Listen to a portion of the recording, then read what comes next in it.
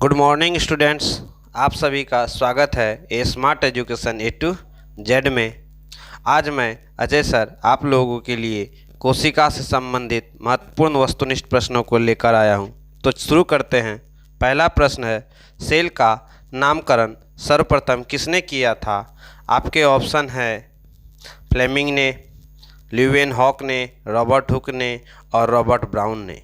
तो इसका सही जवाब है रॉबर्ट हुक ने। सेल का नामकरण सर्वप्रथम रॉबर्ट हुक ने 1665 ईस्वी में कॉर्क के स्लाइस का सामान्य आवर्धक यंत्र की सहायता से अध्ययन कर दिया था और ये कोशिका वास्तव में एक मृत कोशिका थी। अगला प्रश्न है, कौन सी रचना जंतु कोशिका को वनस्पति कोशिका से अलग करती है? आपके ऑप्शन है राइबोसोम, माइटोकॉन्ड्रिया, सेंट्रोमियर या सेंट्रियोल। इसका सही जवाब है सेंट्रियोल।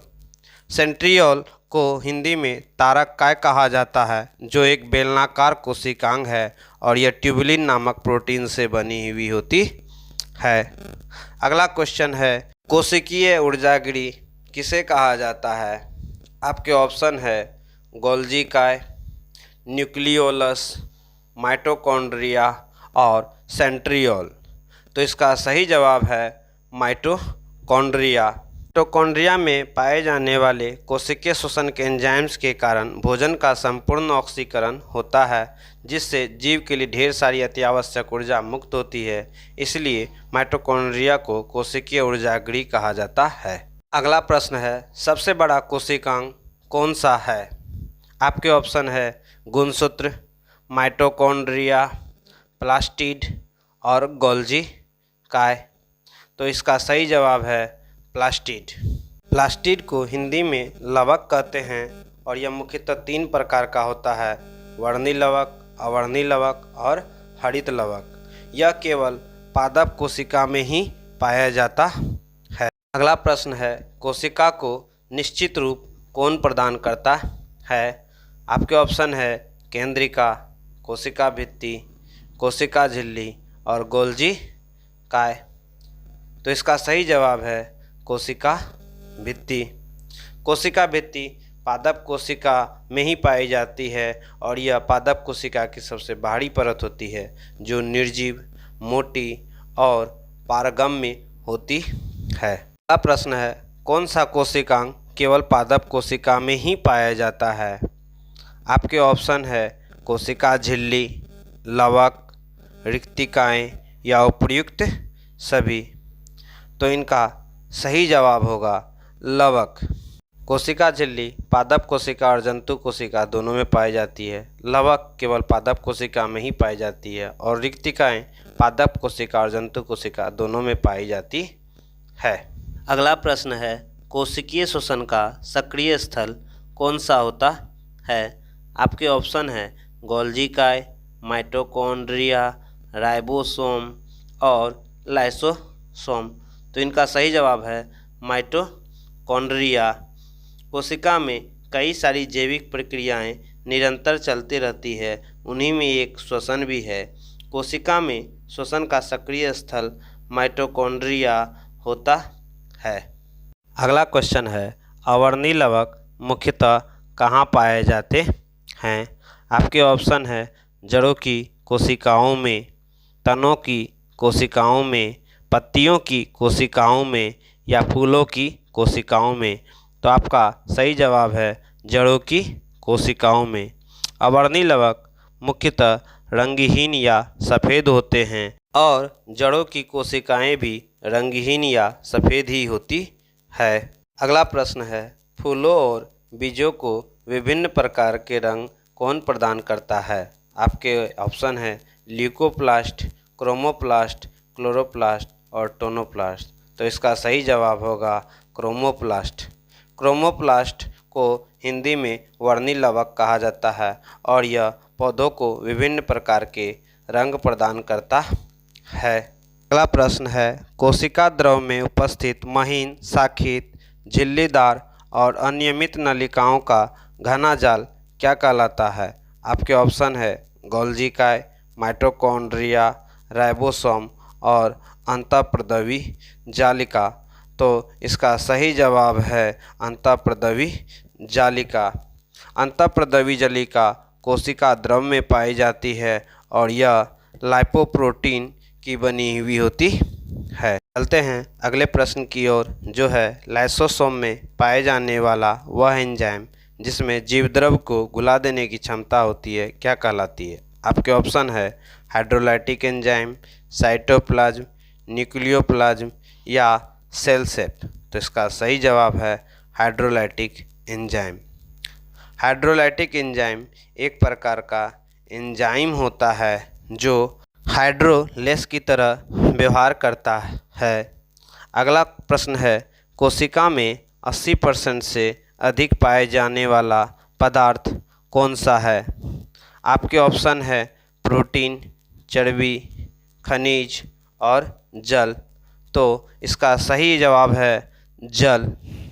कोशिका में जल 80% पाया जाता है, प्रोटीन 15% पाया जाता है, वसा 3% पाया जाता है, कार्बोहाइड्रेट 1% पाया जाता है और अकार्बनिक लवण 1% पाया जाता है।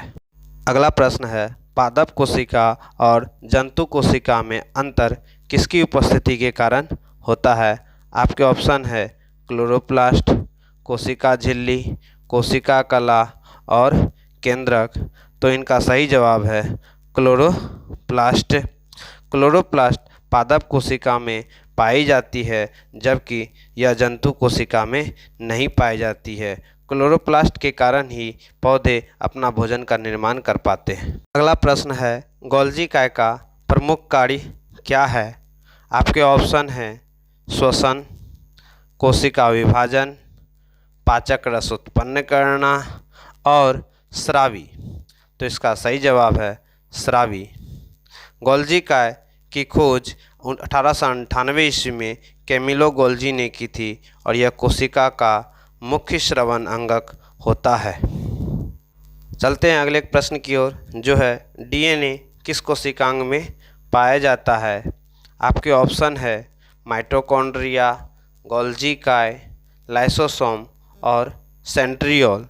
तो इसका सही जवाब है सेंट्रियोल। सेंट्रियोल को हिंदी में तारक काय कहा जाता है जिसके अंदर डीएनए पाया जाता है। डीएनए का पूरा नाम डीऑक्सी राइबोन्यूक्लिक एसिड होता है।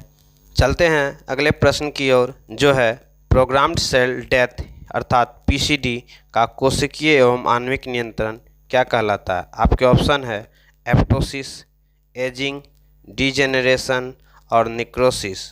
तो इसका सही जवाब है एजिंग।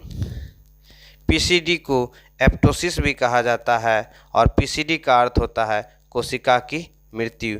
यह क्रिया बहुकोशिकीय जीवों में होती है, एक कोशिकीय जीवों में नहीं।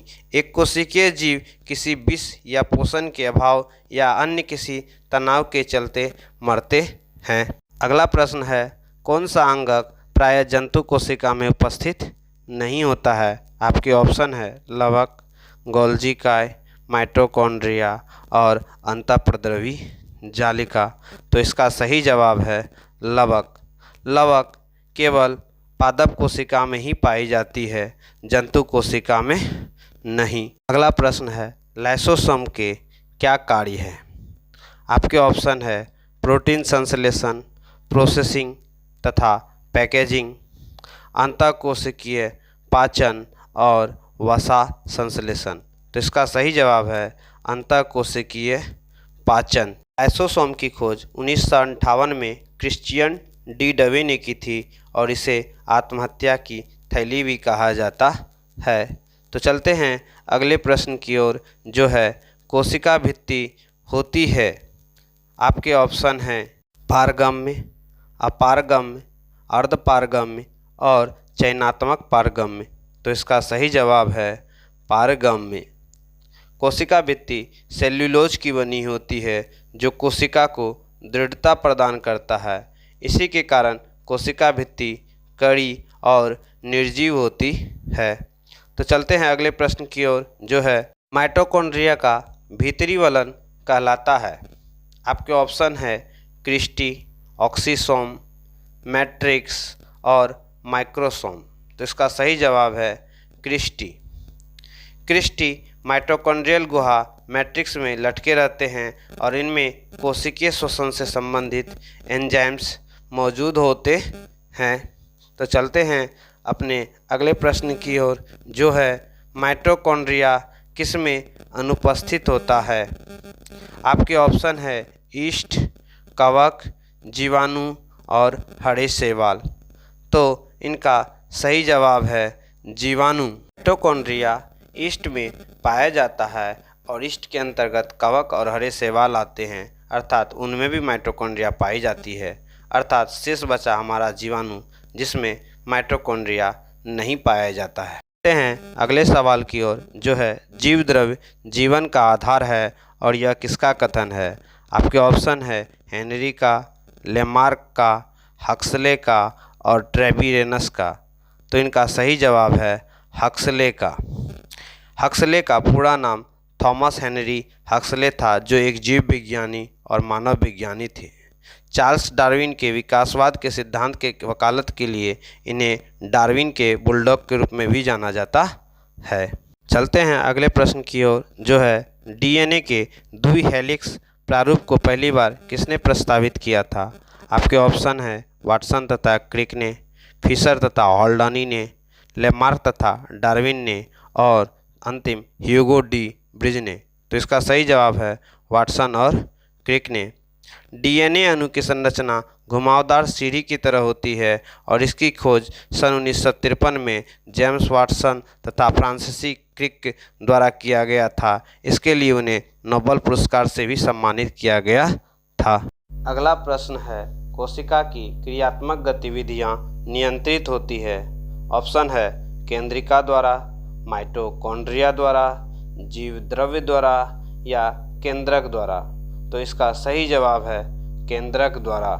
तो चलते हैं अगले सवाल की ओर, जो है गुणसूत्र शब्द का सर्वप्रथम प्रयोग किसने किया था। आपके ऑप्शन है हॉफमिस्टर ने, वोल्डेयर ने, सूटन ने या वेगनर ने। तो इसका सही जवाब है वोल्डेयर ने। गुणसूत्र शब्द सन 1888 ईस्वी में वोल्डेयर ने दिया था, जिसका अर्थ क्रोमेटिन से है, जिसे वाल्थर फ्लेमिंग द्वारा पेश किया गया था। हैं अगले प्रश्न की ओर, जो है अंतःप्रद्रवी जालिका की खोज किसने की थी। आपके ऑप्शन है सूटन ने, पोर्टर ने, वाटसन ने या रॉबर्ट ने। तो इसका सही जवाब है पोर्टर ने। अंतःप्रद्रवी जालिका लाइपोप्रोटीन की बनी होती है और यह दो प्रकार की होती है, चिकनी अंतःप्रद्रवी जालिका और खुरदरी अंतःप्रद्रवी जालिका। अगला प्रश्न है कि इलेक्ट्रॉन सूक्ष्मदर्शी की खोज किसने की थी। आपके ऑप्शन है नॉल एवं रस्का ने, स्लाइडन तथा स्वान ने, फ्लेमिंग एवं ब्राउन ने या वाटसन तथा क्रिक ने। तो इसका सही जवाब है नॉल एवं रस्का ने। इलेक्ट्रॉन सूक्ष्मदर्शी की खोज सन 1931 ईस्वी में की गई थी, जो किसी भी वस्तु को लगभग 2 लाख गुना तक बड़ा कर सकता है। अगला प्रश्न है वास्तविक केंद्रक किसमें उपस्थित होता है। आपके ऑप्शन है जीवाणु में, हरे शैवालों में, कवकों में या लाइकेनों में। तो इसका सही जवाब है जीवाणु में। वास्तविक केंद्रक एक केंद्रक होता है जिसके चारों ओर दोहरी झिल्ली युक्त आवरण पाया जाता है। इसे सत्य केंद्रक या सुविकसित केंद्रक भी कहा जाता है। अगला प्रश्न है सर्वाधिक संख्या में गुणसूत्र किसमें पाया जाता है। ऑप्शन है गन्ना में, आलू में, मनुष्य में या ऑफियोग्लोसेस में। तो इसका सही जवाब है ऑफियोग्लोसेस में। गन्ना में गुणसूत्र की संख्या 80 होती है, आलू में गुणसूत्र की संख्या 48 होती है, मनुष्य में गुणसूत्र की संख्या 46 होती है और ऑफियोग्लोसेस में गुणसूत्र की संख्या 1260 होती है। अगला प्रश्न है कोशिका का जीवित अंश जीव द्रव्य जिसे प्रोटोप्लाज्म भी कहा जाता है, यह किससे बना होता है। आपके ऑप्शन है केवल कोशिका द्रव्य से, कोशिका द्रव एवं केंद्रक द्रव से, केवल केंद्रक द्रव से या कोशिका द्रव, केंद्रक द्रव तथा अन्य कोशिकांग से। तो इसका सही जवाब है कोशिका द्रव, केंद्रक द्रव तथा अन्य कोशिकांग से। कोशिका द्रव तथा केंद्रक के सम्मिलित रूप को जीवित द्रव कहा जाता है, जिसमें विभिन्न प्रकार के कोशिकांग भी शामिल होते हैं।